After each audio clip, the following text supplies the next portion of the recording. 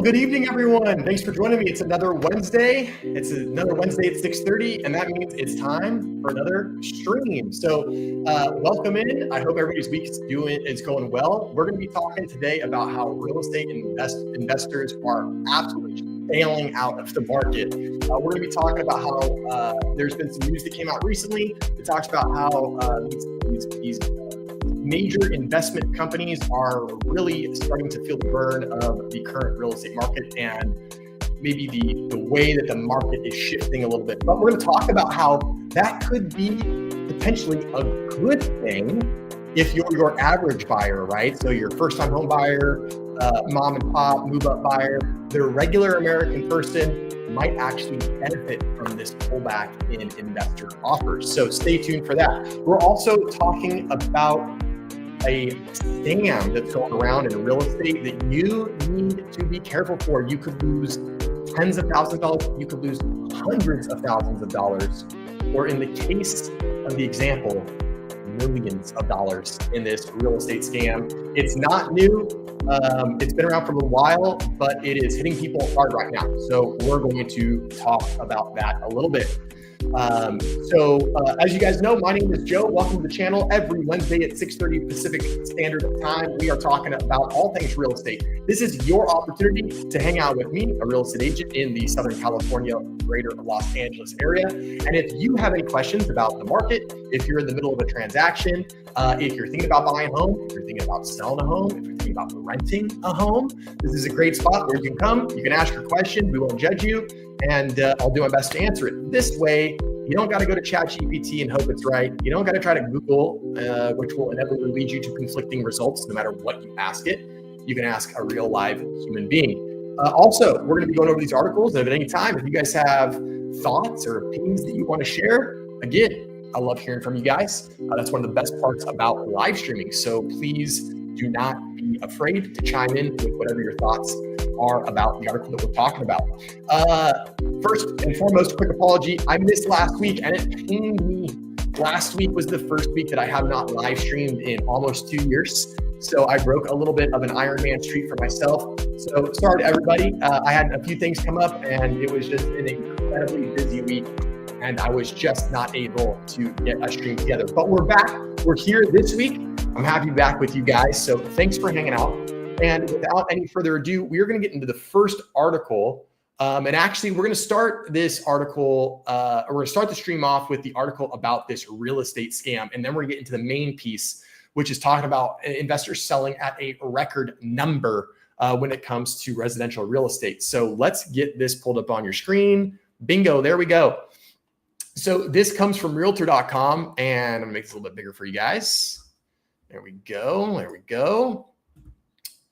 And as we're going through this article, again, if you guys have any thoughts or comments, put that into the chat. I'd love to hear from you guys. I also am always curious to know where you're watching from. So if you're new to the stream or if you're a repeat viewer, drop a comment. Let me know where you're watching from right now, just so I have an idea of where my viewers are coming from. So we're going to be talking about a fraud, a scam that is coming up that you absolutely need to be aware of if you are buying or selling real estate, but especially if you are buying real estate. And the reason that it pertains a little bit more to the buyers of real estate is because the buyers of real estate are the ones that are oftentimes sending and transferring funds. As the seller, you don't usually send or transfer funds. Usually as a seller, you're just going to receive one wire at the very end and from escrow, and that's pretty much it. But on the buying side, it's a little bit different. You have to send a wire in for the deposit, and then you have to send also a wire in for the down payment once we get closer to the close of escrow. And today we are talking about wire fraud, and this is super, super real, guys. And it's very, very tricky. I have not had any clients personally fall victim to this scam of wire fraud, but I have colleagues that have had clients fall victim to this to the tune of tens of thousands of dollars, and one of them even a couple $100,000. And that gentleman that lost a couple $100,000, he was a really smart guy. He was a vet that owned his own practice, his own clinic, and he just fell victim to it. And it doesn't have to do with how tech savvy you are, how smart you are, how stupid you are, where you're buying home. It doesn't matter. It can hit anybody that is participating in real estate. So that's why I want to bring this to your attention. We're going to be talking about how home buyers are being warned about a real estate scam that will drain your bank account, and very potentially could. This is back from February 6th of this year. Although the reason I'm bringing this up is because we recently had a client, again, not my personal client, not a client of my brokerage, but a client of my title rep. They had this happen, and it's very, very real. A new homeowner's dream turned into a nightmare when a six-figure sum needed to close the real estate transaction went to a scammer instead.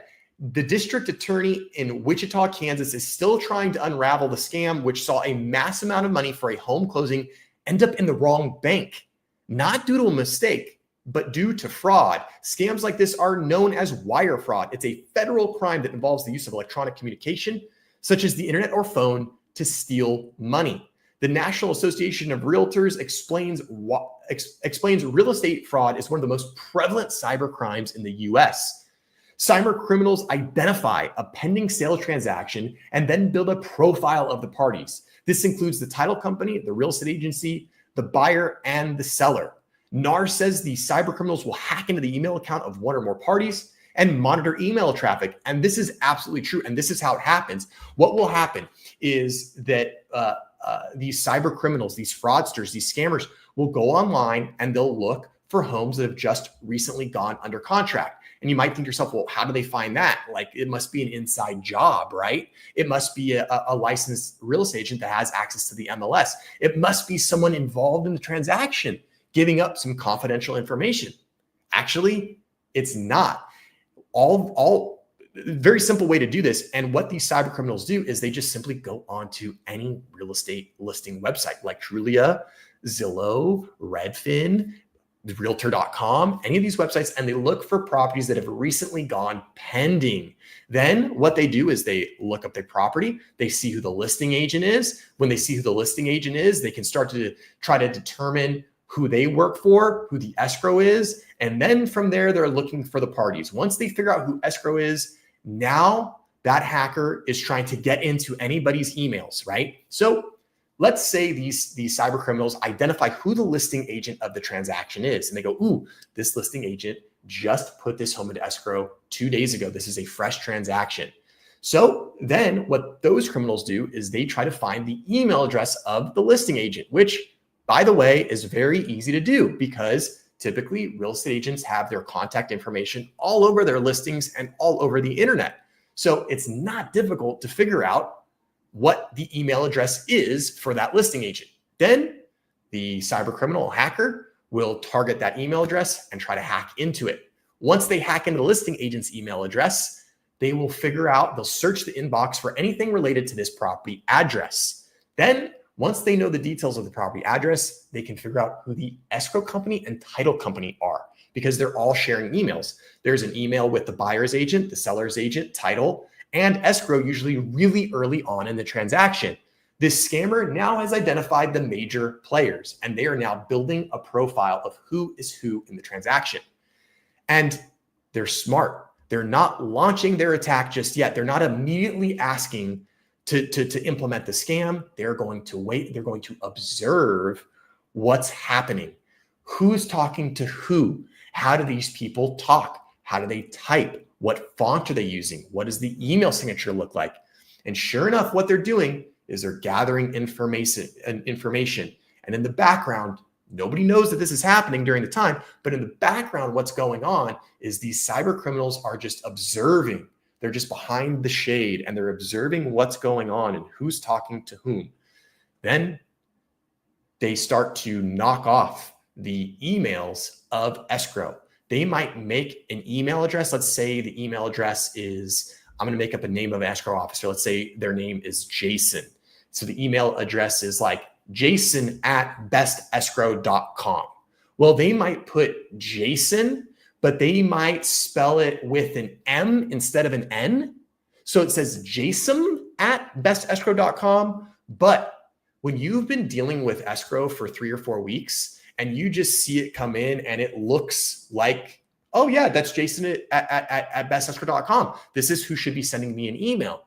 Well, actually, it's not. And another really common tactic is they will change the email address at the very end. Because remember, you guys get email all the time. When you guys get an email, you typically don't see the last portion of the address. You just might see the first few characters. So if it says Jason at bestescrow1.com, the buyer might think, oh yeah, this is Jason. He is sending me an email. This is coming from escrow. This is legitimate, except it's not really Jason and it's not really that escrow, but they've copied the format of the email. They've copied Jason's email signature. They've even copied his font and the way he speaks to you, right? And so now what has happened is we have fake Jason. And now as we get towards the end of escrow, remember, buyers wire money twice in escrow. They wire money once at the very, very beginning of escrow for the deposit. Usually it's 2 to 3% of the offer price. And then they wire at the very end, about a week before the close of escrow, when all of the charges and fees are all added up. We know exactly how much the buyer needs to bring in to close escrow. Let's just say it's $100,000, which in my area, right, that's only 10% down on $1 million home, which is not that far away from the average sale price. So it's very common for these final wires to be $80,000, $100,000, $200,000, or even more, depending on the price of the property. So we get down to the end of the transaction and the buyer goes, I know that I'm going to get an email. I need to send this wire. And bingo, they strike, the criminal strike. They also know, remember, they've been watching.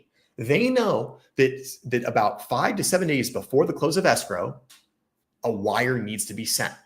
And they know that we are 5 to 7 days before escrow because they have been kicking back, watching these emails go back and forth for multiple weeks now.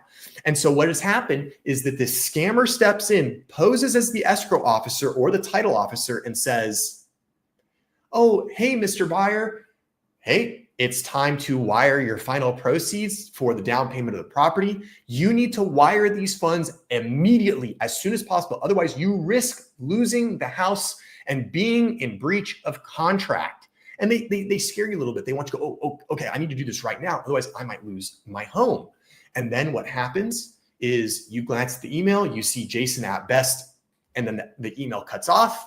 You see his signature, you see his font, you see that the amount is the amount that it's supposed to be. The only difference is the account where you're wiring it. And now this imposter, this criminal says, oh, hey, and guess what? We've got a new escrow account. We've got some new wire charges. Please wire this money to this account. Otherwise, you're at risk of losing the home. And of course, you don't want to lose the home. Of course, you think you're doing the right thing because you were told that you're going to need to wire money. And what ends up happening is you end up sending money to someone who's a scammer, a fraud. They might not even be in the United States. It could go to some offshore account, God knows where. And with a wire transfer, it is very hard to undo. There is no Control Z. There is no, oh, take it back. When you hit send the wire, you have an extremely limited amount of time to try to cancel that wire and get it back. And it's very difficult to do. The bank has to get involved. Sometimes the FBI has to get involved because we're going across state or international lines. And it becomes a huge, huge headache. And if you think that this cannot happen to you, it absolutely can. And this is why I tell all of my clients, and this goes for the same, if you're watching and you are in the process of buying a house or you are soon going to be buying a house, whenever you get an email that says you need to wire money, your very next step should be picking up the telephone. Don't send a text. Don't send an email. Pick up the phone, dial your real estate agent or your escrow officer or both and say, hey, I just got an email from escrow that says I need to wire money. Is this legit? And your agent and escrow should be able to verify when the email was sent, the account number, the routing number, all of the wire information. And once they verify it, then you know you can send the wire. But this is very real. It happens more often than not.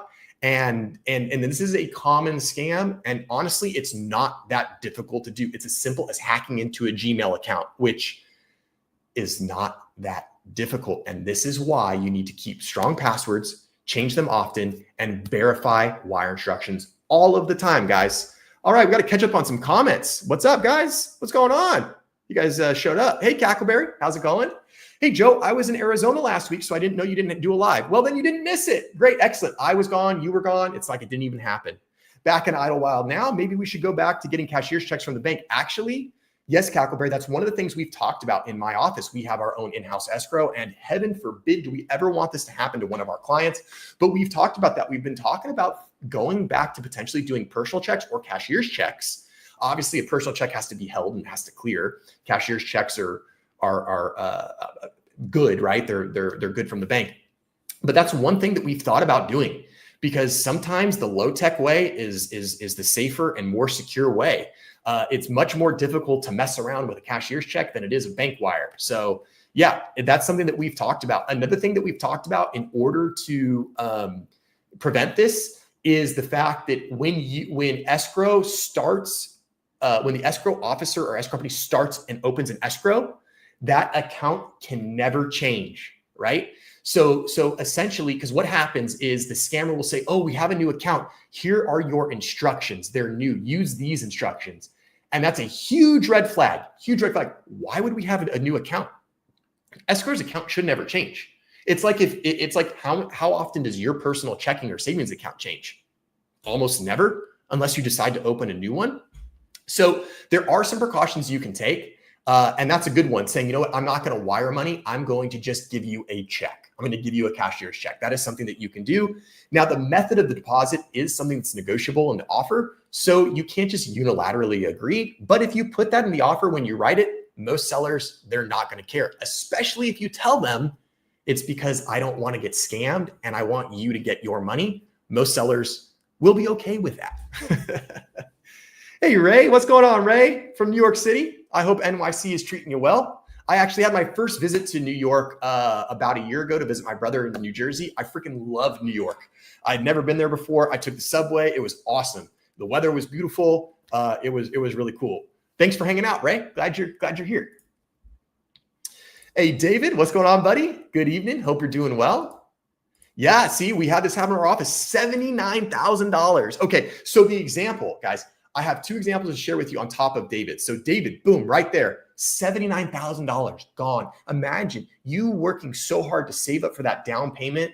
Maybe those were the proceeds from the profit from your first home, and now you're getting your move up home, and it's gone. Just like that. Nobody can do anything about it. The government can't give it back to you. The bank can't give it back to you. It's a real problem. And that's why you need to be certain. The client that most recently suffered this problem, which is not my client, but it was a client of a colleague of mine at the time. He lost about $230,000. Really smart guy. He was a vet, owned his own business. And boom, he got the email. He looked at it on his phone very quickly. You know, all of us are looking at our emails on our phones, the small screen, the small font. We just assume, hey, it looked legit. That's what he did. He assumed. He goes, oh, this is legit. This is legit. I need to send some money. I need to send $230,000, which was the amount he was expecting to send. And he got the wire. Hey, you need to send this right away. This is to close on your home at this address with these agents. Like everything looked legit, but it was all fake. It was all fake. It's very, very real. Red, how's it going, Red? Thanks for hanging out. This scam makes me sick. It's hard enough to get a house. Yes, Red. First off, scammers freaking suck. There's nothing I hate more than a scammer. Talk about lowlifes. Talk about degenerates. People, it's the same reason I hate people who steal things. What gives you the right to take something from someone that they worked hard for? Like, it's one of the lowest things in the world. It's so frustrating for me. I can't stand that stuff. It's like, because you're too lazy to work for it, you have to steal from people and take from away from other people's hard work. It really is sickening. Now, I will tell you, Red, this at least is a scam that you can protect yourself with. Remember, Red, if you're thinking about buying a home, whether it's now in the future, whether you have kids, friends, anybody who you know that's thinking about buying a home, selling too, you can give them the information. It doesn't matter as much for selling, but still, anybody that's buying a home, just make sure if they get wire instructions, pick up the phone, call the agent, most importantly, call escrow or title right away and say, hey, did you just send me wire instructions? Can you verify the amount that you told me to wire? Can you verify the account number? I want you to tell me the account number and it needs to match this email. Because obviously if they can tell you the number and it matches the email, you know it came from them, right? So that's an easy way. So you can protect yourself, Red, but you're right. It's freaking hard enough to buy a home right now. Then you got to deal with these pirates and these grifters and these scammers. It's really annoying. Yeah, the FBI was involved, giant headache. Yep. And if you tell the FBI soon enough, quick enough, they can sometimes, put the brakes on, claw some money back, but it's hard and not all of the time. So I hope that's useful for you guys. I hate to be like the doomer and gloomer of things, but like that is just something that would make me sick if I had a client and they lost their down payment money. And then on top of that, right, you send the wire, you think I'm doing what I need to do. I'm sending my down payment money and it goes to some place in the Caribbean, some offshore account, God knows where. Well, now not only have you lost money, but now your down payment's gone and you can't buy the house.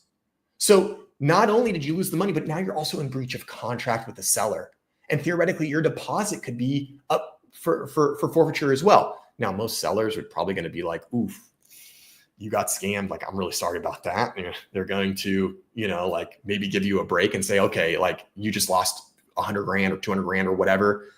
Okay, I'll let you off the hook. But still, there's huge implications to that. Huge implications.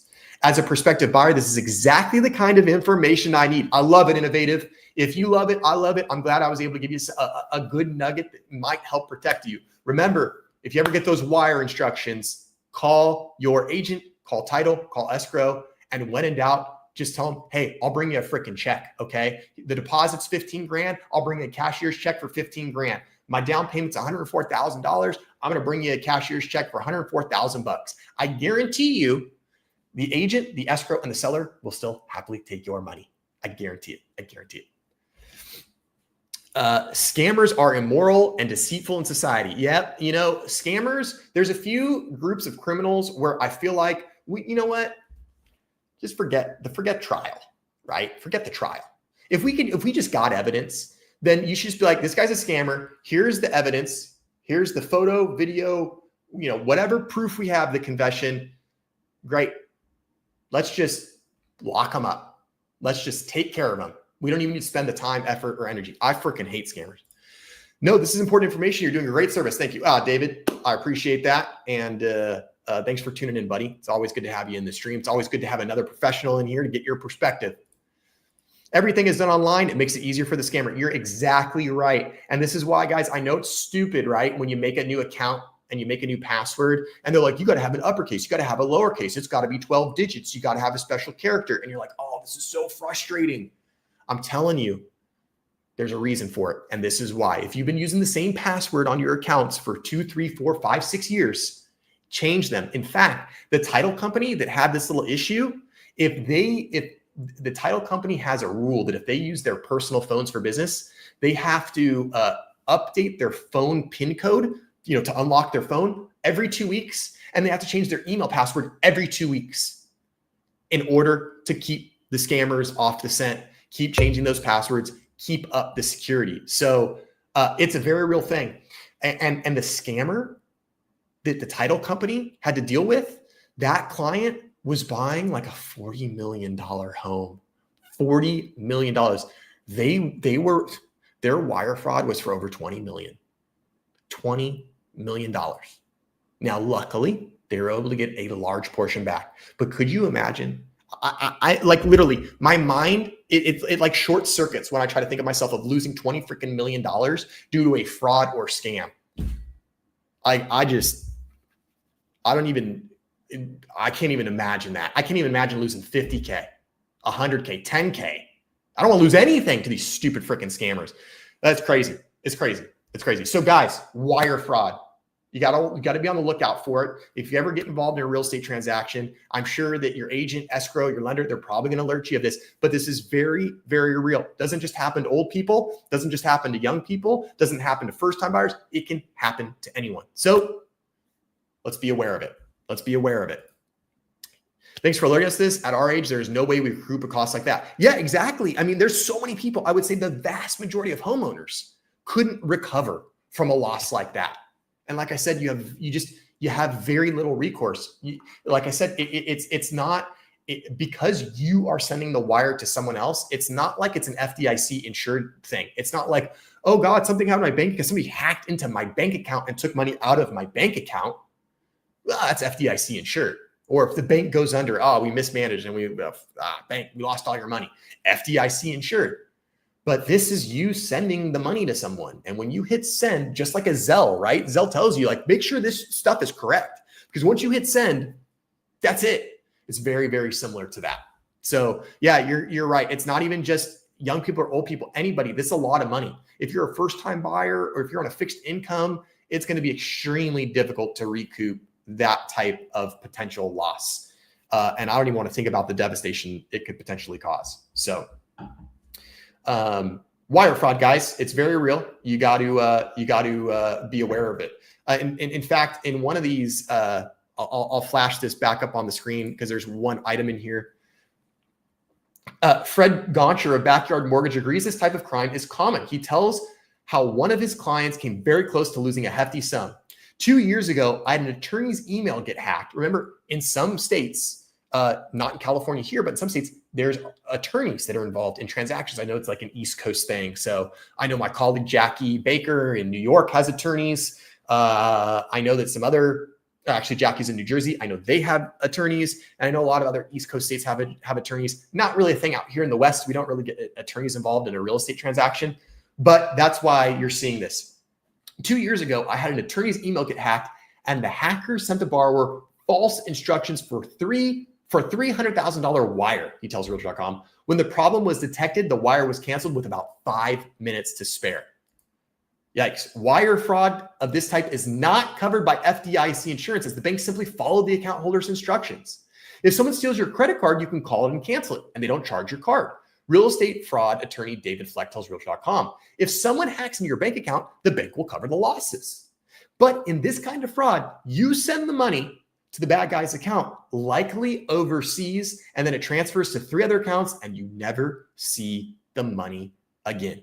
Your average buyer likely doesn't have another 6-figure sum lying around to cover the loss or make another home purchase. Yikes. That's crazy, guys. That's absolutely crazy to me. 47% of consumers were informed about the risk by the real estate professionals. More than half consumers were unaware that real estate fraud is a thing. So I hope I'm doing my service to you guys, because apparently 47% of consumers were told about this and the rest said, I have no idea what wire fraud is, which is absolutely crazy to me. So there's that one for you guys. All right, guys, so we're going to be moving on, and now we're getting to the main event, why investors are absolutely bailing on real estate. Is this the sign? Is this the sign that people have been waiting for? Is this the beginning of a change? Well, it could be. I'll tell you what, I have seen a change in the market over the last 30 to 45 days. In my area, we certainly have an increase in inventory, and we are certainly getting a decrease in buyer activity. Now, what does that mean? It doesn't mean that home prices are crashing. It doesn't mean that the market's on fire. It doesn't mean that we're having another 2008. What it means is that home appreciation is going up. It's still going up. Prices are still going up, but they're going up at a much slower and more consistent pace, now around 1.5% to 2%. And that's in my area. As we saw a couple of weeks ago, Redfin said by the end of the year, home prices are anticipated to only appreciate by about 1% and potentially even go down by 1%. So we are seeing things change a little bit, but that doesn't mean it's a crash. What we're seeing, at least in my area, is that we're seeing buyers have a little bit more time to consider property. They have a little bit more leverage. Maybe they're able to get some concessions on the offer, maybe have the seller pay for some closing costs. Maybe they're able to get the property for slightly under the asking price, right? Maybe they're only competing with one other offer instead of 11 other offers. So that's kind of what we're seeing now. And the investors are starting to feel the pain a little bit. And we're going to get into that. And we're also going to talk about why this might be a good thing for home buyers like you guys, your individual, regular and consumer home buyers that are not looking to turn real estate into a conveyor belt of profit. All right, let's get this up on the screen. And again, guys, anytime, if you guys have questions, thoughts, comments, I want to hear from you guys. So whatever you think about this article, and if you think about my response and you think my response to this article is a load of BS, that's all right. You can tell me. We can agree to disagree. I won't bite. I promise. Innovative. I forgot to say hi, Innovative. Thanks for your first comment. Innovative. Good to have you, buddy. A regular here. Hope you're doing well. I know you only work in Cali, but your informed opinion, what % of states do you think have declining home prices year over year? That's a really good question. And I'll tell you this, the very off the cuff, right? The very just like general, I would say what I would consider to be a guesstimate from me to you on this, Innovative, would be pick anything in the Sun Belt. And that probably typically is likely going to have a year over year decline in pricing. So it's going to be everything from Texas till up to about Virginia, South Carolina, kind of in that Sun Belt southeast region. Those are going to be the areas where I think you're going to be, those are the states where you're going to see declining home prices year over year. Anything in the, anything in New England, anything in the Northeast, anything in the North Midwest is still doing pretty good. Actually, we're probably going to see year over year increases in home value because it's still pretty hot in those markets. And I think in the West and Southwest, it's going to be, there's still going to be a year over year appreciation, but it's going to be pretty minimal, maybe 1 to 2%. So hopefully that answers your question, buddy. Angie, what's going on, Angie? Hope you're doing well. Good to see you. Thanks for hanging out in the stream. Hope you're having a good week. All righty. So, we gotta stream the right screen. All right. Share this tab. There we go. This is what we want. Investors are selling a record share of homes to cut their losses, especially in these 5 states. This is as of June 10th. So yesterday this came out. So it's nice and recent.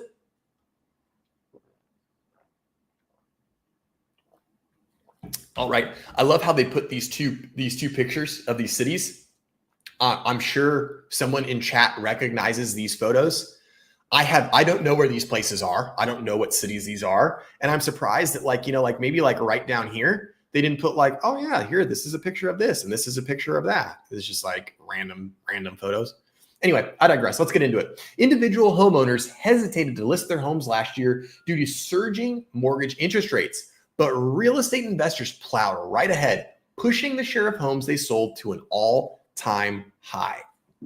In 2024, just under 11% of all homes sold in the US came from real estate investors, the highest share in the data's history going back to 2001. According to the last Realtor.com investor report released on Tuesday, the median sale amount for investor properties was about $330,000. Investor home sales ticked up by 5.2% year over year in 2024, outpacing the increase in investor buyer activity. So we actually had more investor home sales in 2024 than we did home investors buying. This is, I think, a good thing for end consumer users. When I say an end consumer user, I mean basically anybody who's a regular home buyer. It could even mean someone who's buying a second home, a vacation home, but it's their home that they're buying for themselves. They're not going to Airbnb it. They're not going to rent it out. They're not looking to buy and hold and remodel and fix and flip it. Something they're not looking to do that. So end consumer users, this could be an opening because some of the investors are getting out of the game, and that means that some of these investors are going to. If they're out of the game, then that means that there are more spots available. And that could mean that some of these investors that are basically bulldozing end consumer buyers with big cash money offers, well, if those cash money offers are drying up, then it means that some of these buyers with conventional loans or FHA loan products might now have the attention of the seller. Remember how many times people got beat out? Oh, well, somebody had all cash and, we really wanted to sell it to you. You made a great offer, but you only had a 10% down payment and they were all cash. And cash is king. Okay, well, it kind of is and it kind of isn't when it comes to real estate, and there are benefits to a cash offer, but so many buyers were basically bullied out of their home because investors could just throw cash at the problem, and they oftentimes won the bid that way. looking at the raw sales numbers, investors offloaded about 509,000 properties last year, which is fewer than in 2021 and 2022, but significantly higher than pre-pandemic levels. And the reason that this number was higher is because, remember, inventory was super suppressed in 21 and 2022. We had none. That's why things were going crazy. So think about this. If you're an investor and you bought a home in 2014, 2016, you said, okay, I'm going to buy this house. I'm going to buy my first rental property. I'm going to pay $400,000 for it. And I'm going to rent it out and I'm going to get my rent. And the market goes crazy, right? Well, if you're an investor, that's not your primary residence. If you go, whoa, I bought this house for $400K 5 years ago, 6 years ago. Now it's worth $780. Shoot, I'm going to cash out and take advantage of this. I'm going to make my profit. And so that's why I think we had a lot of investors put their homes on the market in 21 and 22 in comparison, because for them, it didn't mean that they had to move. In fact, maybe their tenant didn't even have to move, or maybe they did, but they didn't have to move and they had a house that they could sell. So if you basically have a spare house and a real estate agent knocked on your door and said, hi, I know you own the home next door. I know you use it as a rental. I know you paid $400,000. What if I could tell you I could sell for $800,000 right now and you could make $500,000 in profit? Would you like to do that? And then the homeowner that owns the home next door is like, heck yeah, it doesn't really affect my life. I don't have to move. I just got to deal with selling my investment property and make $200,000, $300,000, $400,000, $500,000. Heck yeah, let's do it. So of course, in 21 and 22, the numbers of investor sales are going to be higher. But the fact that what we're seeing now is the change, right? The delta, the change in, and the fact that we're now seeing investors sell homes at a higher rate than pre-pandemic is a signal that investors are going, this doesn't make as much sense for me anymore. The reason behind investor sales has shifted since the COVID-19 pandemic heyday, says Realtor.com senior economic research analyst Hannah Jones. Investors may no longer be selling to cash in on soaring home values, but rather due to market softening and easing rents, right? So again, they were cashing in on these values that were going up and up and up. And now what they're seeing is those values are not going up and up and up nearly as fast. Home price appreciation has receded. Yes, prices still going up, but they're going up. Instead of going up like this, they're going up like this now. So a little less impressive. And on top of that, rents are starting to stabilize. So the increased rents that they were seeing have pulled back as well. Simply put, investors who own rental properties saw rent prices begin to slip, and they sprang into action to cut their losses. The Midwest and South saw the most investor sellers. Oklahoma is one of the major metros with the highest share of investor sellers. The median sale price was about $330,000, which is what this 3-bedroom Midwest city home is listed for.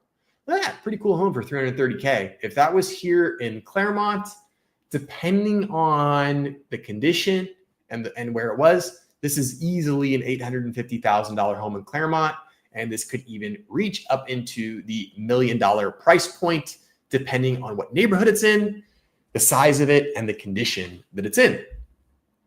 Of all 50 states, Missouri and Oklahoma saw the highest share of investor sellers in 2024 at 16.7% each, up 0.5% and 1.7% from 2023, respectively. I'm thinking about getting a Camelback for the stream, right? So I could just have like this little straw, right? So I can go like hands-free. I feel bad, but I do so much talking. I gotta get the drinks in when I can. Georgia came a close second, with investors making up 15.9% of all home sellers last year, followed by Kansas with 14.3%. So you can see in some of these states, that is a lot of movement. That's a ton of movement that that we're seeing from some of these big investors. I mean, we're talking about 16.7%, which is a small rise, but an increase for 15% and 14% in Kansas and Georgia. I mean, that's kind of a lot. It's kind of a lot.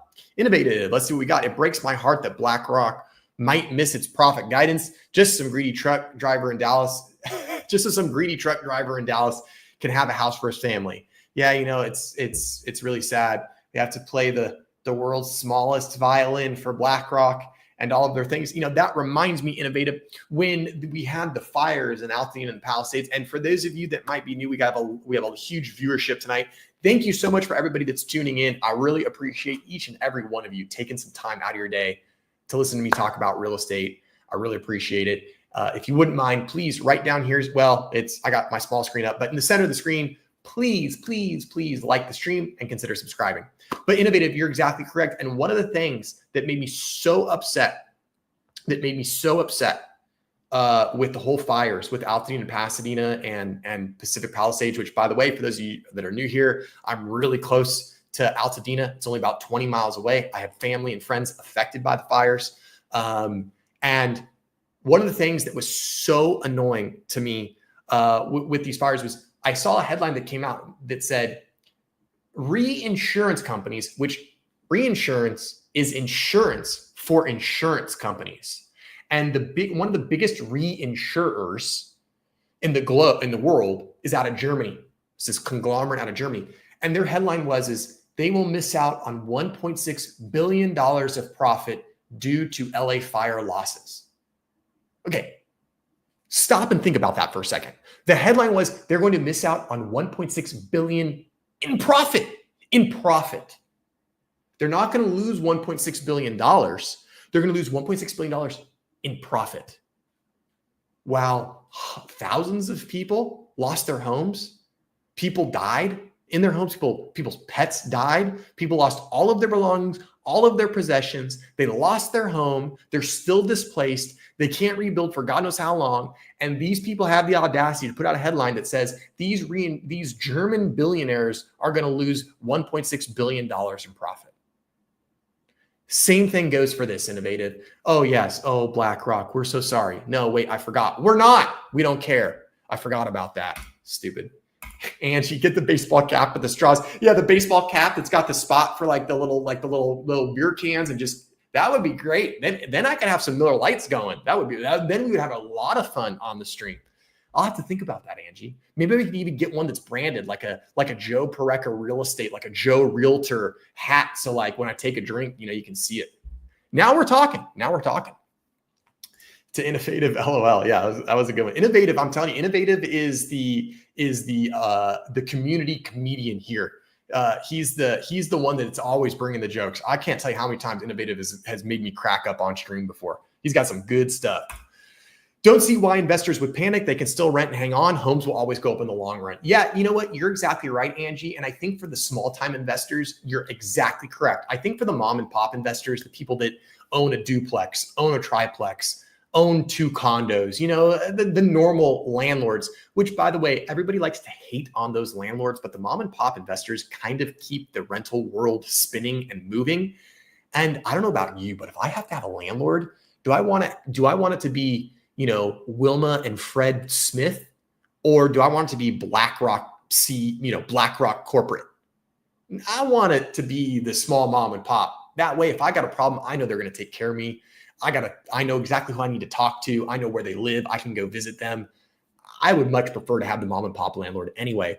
But you have to remember, Angie, for these major investors, for these investors that speculated and maybe bought homes in 2021 and 2022, they are looking for every penny of profit. They're looking to squeeze blood from a stone. And if at some point the numbers don't pencil out anymore, they're not going to wait around, because they need to turn a good quarterly report for whoever their bosses are, the executive board, the investors, whoever it is. They got to show that they made the right decision. And boards, executive boards, and shareholders don't like it when you come back and say, oh, well, we didn't hit our target. We didn't do as good as we thought.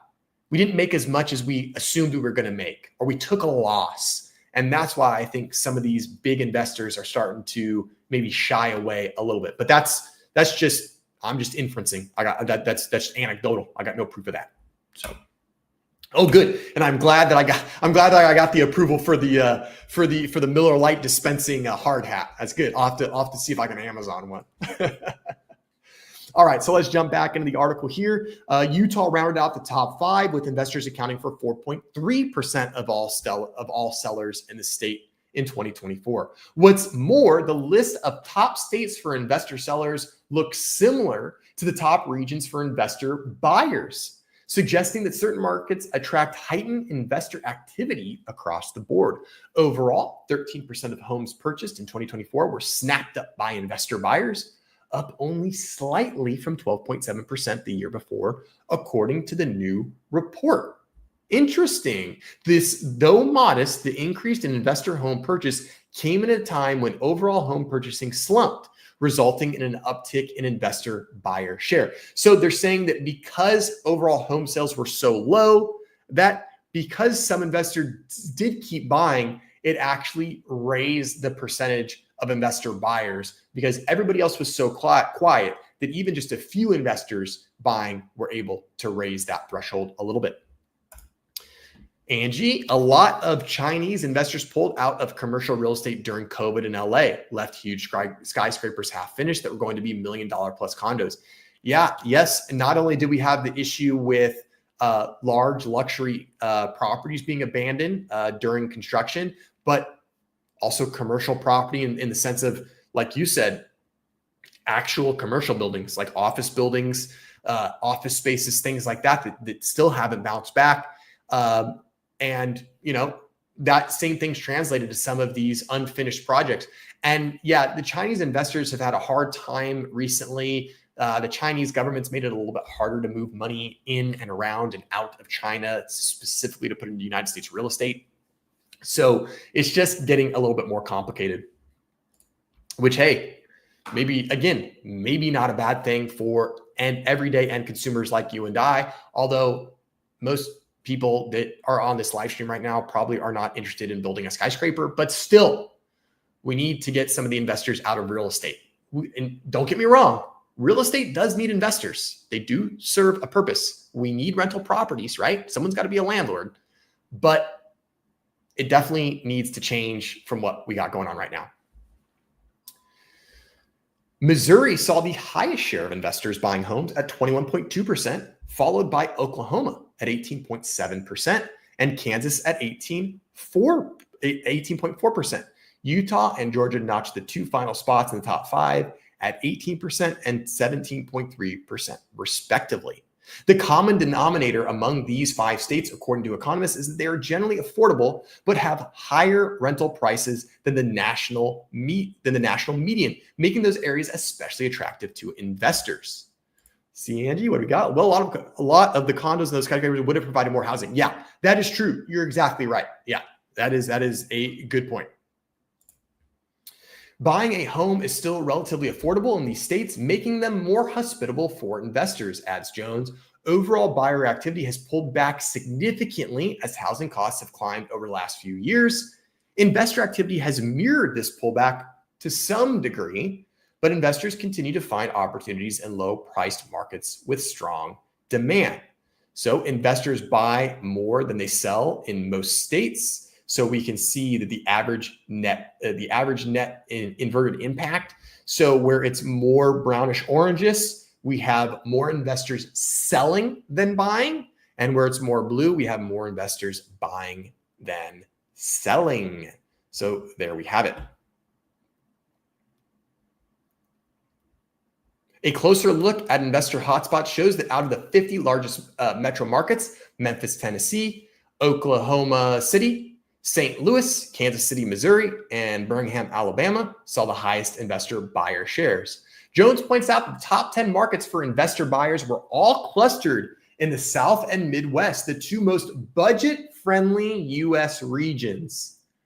So there you have it. The investors are targeting the same spots that the buyers that are looking for good deals are buying.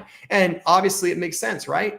Investors are going to go where the deals are, right? And investors, the whole point is they want to make money. So that they are looking in these markets where the average price is a little bit lower, where it's a little bit more friendly.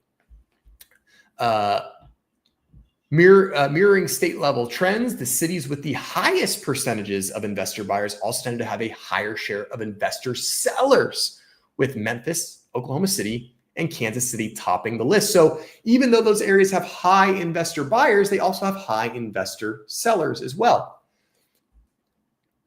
Looking at this data analysis, a key question arises. Do investor buyers help or hurt the housing market? Perhaps unsurprisingly, the answer is not straightforward. Nothing in this housing market is straightforward, guys. Nothing is. The US as a whole continues to suffer from a severe housing supply shortage, now estimated at roughly 4 million homes. While investor buyers help make more rental units available, their purchasing sprees tend to make for sale inventory more scarce because they compete directly with individual home buyers. Last year, the typical investor bought a home for $282,000, more than $70,000 below the national median sale price. These figures indicate that investors gravitate toward the most affordable markets and are drawn to cheaper properties, which they can then rent out to turn a profit. And this is why so many first-time home buyers have been griping and complaining, rightfully so, about institutional investors, real estate investors, and flippers. It's because they're going after the same product. These real estate investors are looking for homes with the most meat on the bone. They're looking for the most affordable homes. The more affordable a home is, the less capital they have to use and the less risky the investment is. Plus, the more investments they can make. Most investors don't want to buy one home for $1 million. They'd rather buy 3 homes for $330,000, right? Makes sense. As a result, budget-conscious buyers often find themselves in direct competition with investors for the most affordable properties, a contest many are unable to win, Jones says. Selling frenzy affected all types of investors. Notably, the push to sell affected all So let's try that again. Notably, the push to sell affected all investor groups across the board, from mom and pop outfits to big-time players in the industry. Realtor.com economists define small investors as those who have bought fewer than 10 homes under their entity, medium investors as 10 to 50 purchases, which is crazy to me. Medium investors, you could have up to 40 doors. You're still a medium investor. And large investors as more than 50 purchases. Jones stresses that all 3 types of investors sold more homes last year compared with 2023, signaling a shift in the market. I think overall, in my opinion, this is a good thing. This means that some investors are going, you know what? It's just not making sense. It's just not working out for me. I'm not getting the returns that I wanted. I'm selling these, which means that they're going back onto the market, hopefully for end consumers to use. Now, I will say that it's still damaged the market for that investor to buy that home, because if they bought that home in 2021 or something, and maybe it's not as profitable as they thought, and now they're turning around and selling it. Well, unfortunately, that first-time home buyer, instead of paying a 2021 price, they're now forced to pay a 2024 price. And as we know, the prices are higher in 2024 than they were in 2021. Small-time investors offloaded a total of 270,000 homes in 2024, the 3rd highest number in the data's history, behind 21 and 22. So the good news is investors are offloading homes in high numbers. On the other hand, major investment homes sold 123,800 homes, higher than the previous year, but lower than 21 and 22. Meanwhile, while all investor sizes bought more homes they sold in 2024, the gap was the smallest in the data's 24-year history for large and medium investors. Big-time players purchased only 8,700 more homes than they sold in 2024, down from 134,000 more homes bought than sold by this group at the peak of 2021. And this talks about some of the research methodology and how they came to these numbers. But it's just, it's really interesting that, it's like we're seeing kind of a sentiment shift from speculation to preservation, right? So these investors, they were speculating that these properties are going to perform a certain way. And now that's shifting and they're like, maybe we should not speculate. Maybe we need to preserve the profit that we have. But we're not going to know how investors really feel for another 12 to 24 months. Anything in the major economic landscape of things, it takes a long time. Guys, we've talked about this before, right? Like the whole housing market, the economy as a whole is like a ginormous, huge, incredibly large cruise ship. And huge cruise ships and huge trucks, huge vehicles don't turn quickly, usually. So, when you crank the wheel on a boat, that rudder starts to turn, the boat starts to shift, and eventually down the line, you have course correction. And that's what's going on here. Another thing, to keep in mind is this is not a Wall Street exodus, okay? I'm not saying that BlackRock is fire sailing. I'm not saying that all these investment firms are just, going crazy and Wall Street's fire selling everything. This is more of instead of a Wall Street fire sale, this is more of like a Main Street rebalancing, right? So it has different ripple effects for local markets. This will be a more local thing. So could it change the makeup on your Main Street? Yeah, it could. But is this going to shake up Wall Street and major investment companies? No, probably not. But I will say that if these investors quiet down a little bit and they're not active as buying much, again, like I said earlier, one of the pros could be that there are less cash competitions. There's less cash offer competitions. And for those people that do have conventional loans, VA loans, or FHA loans, they might be taken a little bit more seriously, and they might have better odds at winning the bidding war if there is one, because now these pesky all cash investors are saying sayonara. So guys, we're coming up on an hour.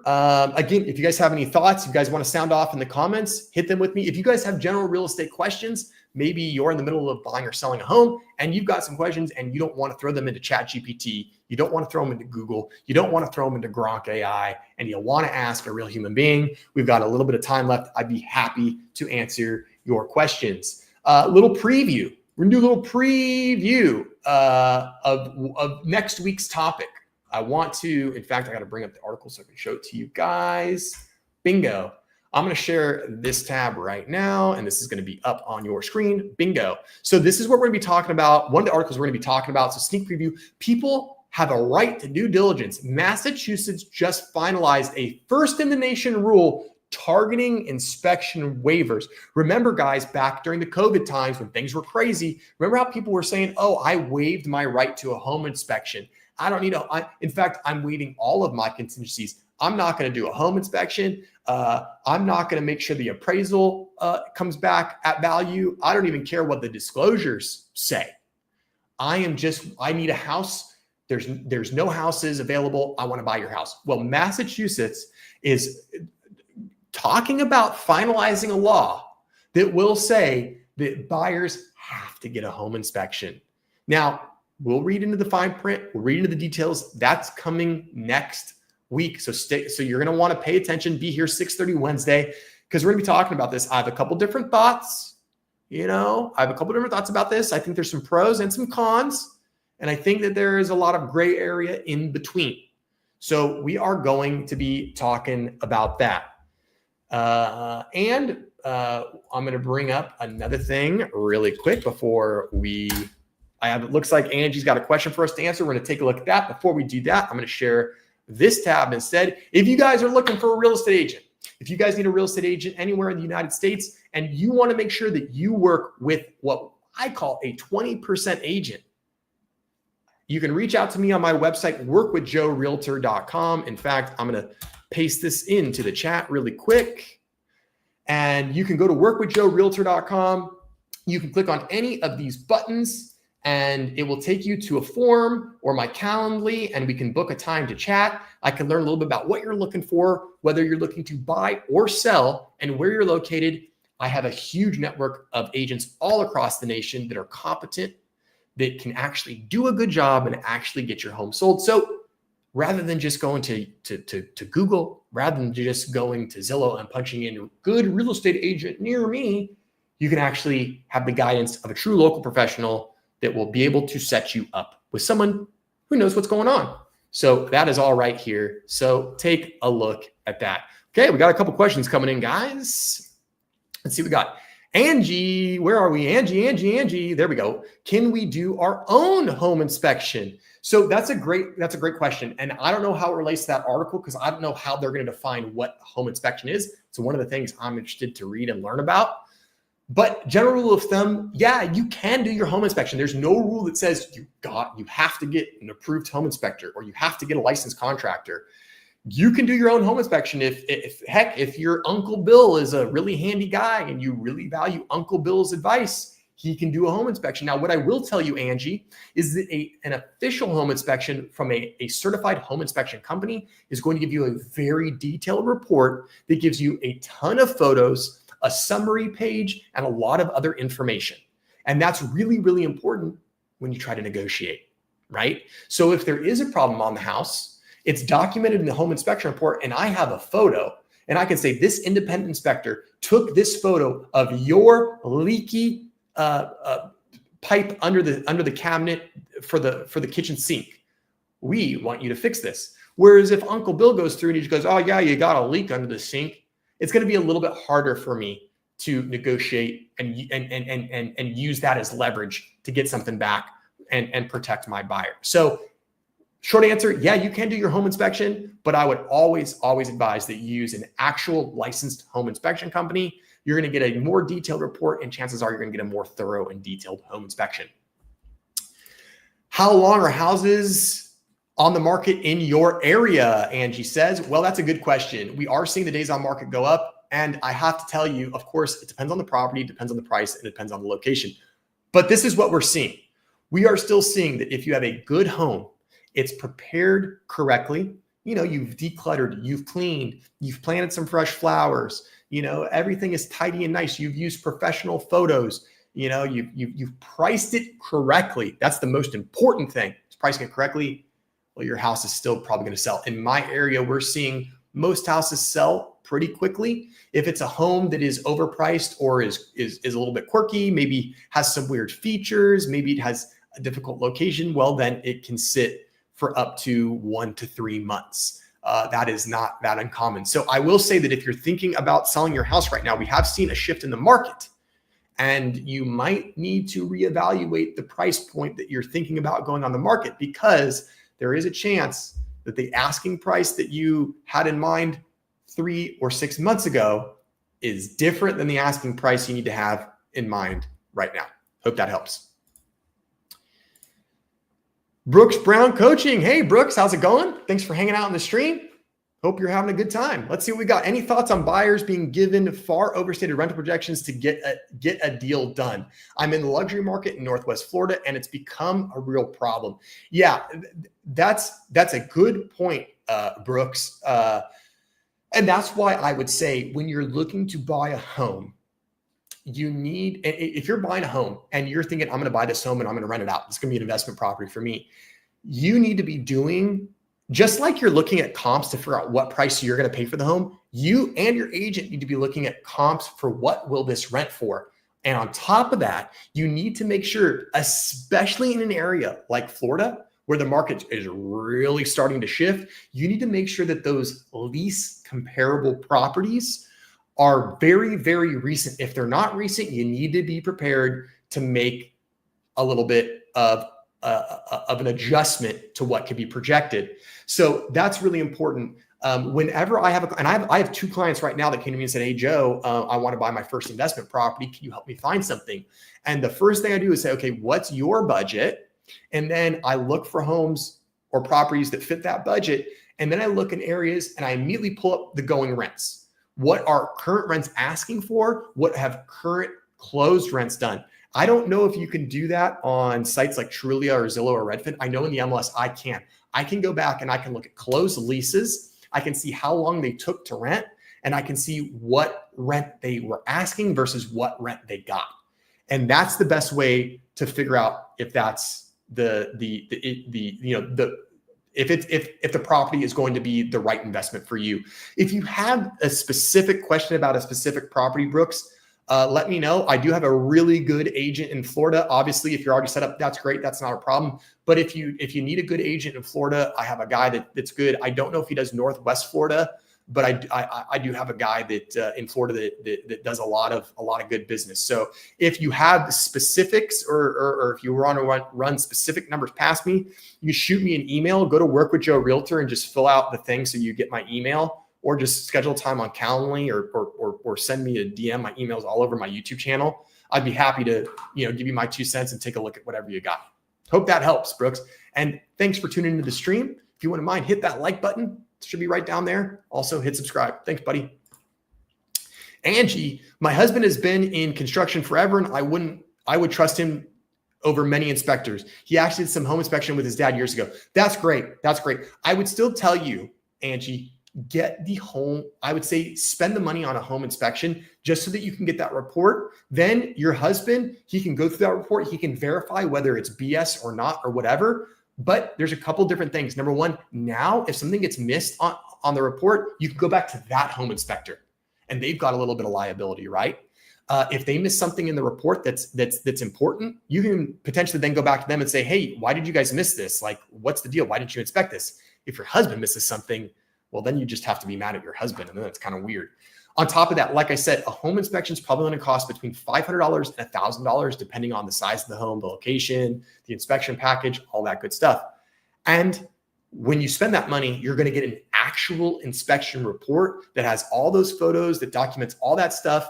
And it's going to give you some leverage when you negotiate. So just spend the money, get the home inspector out, and then have your husband just talk with the home inspector, verify the report. And I wouldn't be surprised if your husband knows as much or more than a home inspector, but it's just a good way to kind of cover your behind it, if that makes sense. I think you probably get it. You're a smart cookie. Gotcha. Thanks. Okay. There you go, Angie. So hopefully that helped. Hopefully that helped. All righty, guys. It is about that time. Thanks for hanging out. You guys freaking rock. This was an awesome stream. Awesome engagement. We had, I think, a high of like 23 viewers at one time. Thanks so much for giving me some of your very, very valuable time. I really, really appreciate it. Again, it's so much fun when I got people watching, I have people chatting. Over the last month, I really noticed some incredible growth in the stream. And I really, really wanted to thank everybody watching from the bottom of my heart. I'm just one other guy on YouTube doing a live stream for an hour, talking at y'all. And I really, really do appreciate you giving me some of your very, very valuable time. If you guys need anything, reach out. Like I said, my links in the chat there. I'll see y'all next Wednesday, 6:30. We're talking about Massachusetts banning sellers from omitting a home inspection. Plus, we're probably going to cruise Zillow some more, and I'm going to try to find some more wild real estate stories about people getting swindled, because that's always really interesting. Angie, have a good night. See you next week. Red, thanks so much for watching. Hope to see you next week, guys. Have an amazing week ahead. I hope you have a great weekend. As always, try to do something nice for someone. Be kind to people. Hold the door open. Let someone in traffic. It's a crazy freaking world out there. Try to be a little bit of positivity. That's all. That's all I got for you guys. Is that all? That's it. Final thoughts. Let me check my notes. We don't have anything else for you guys. All right, guys. Have a great week. I'll see you next time. Bye, guys.